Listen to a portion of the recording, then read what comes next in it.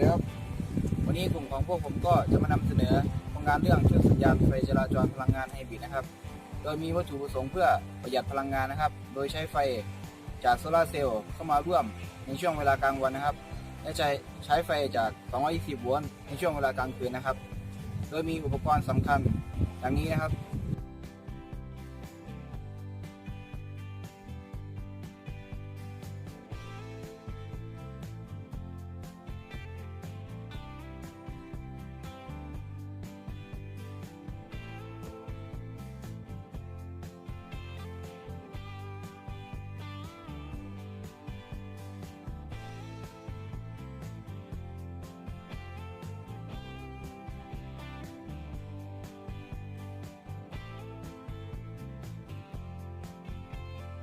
ต่อไปนะครับผมก็จะมาสาธิตการใช้งาน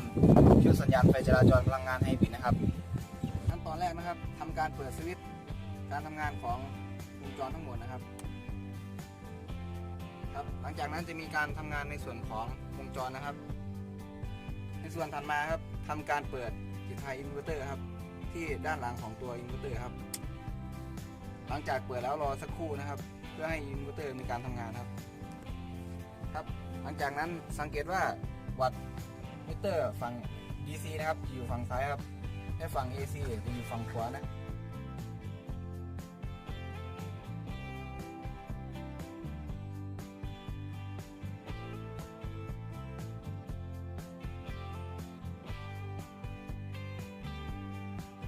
ในส่วนของวัตต์มิเตอร์นะครับก็จะแบ่งเป็นส่วนของ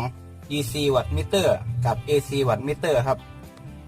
ซึ่งในกรณีที่ยังไม่ได้เปิดอินเวอร์เตอร์นะครับจะมีการแสดงค่ากำลังไฟฟ้าแค่ในส่วนของ AC วัตต์มิเตอร์เท่านั้นโดยกำลังไฟฟ้าที่ใช้สูงสุดคือ60 วัตต์นะครับและเมื่อเราทำการเปิดอินเวอร์เตอร์แล้วจะทำให้ DC วัตต์มิเตอร์แสดงค่ากำลังไฟฟ้าและจ่ายเข้ากับระบบซึ่งเป็นการใช้พลังงานร่วมกันระหว่างไฟ DC จากโซลาร์เซลล์และไฟ220 โวลต์ ACซึ่งจะลดค่ากำลังไฟฟ้าในฝั่งของ AC เหลือประมาณ 10 วัตต์นะครับ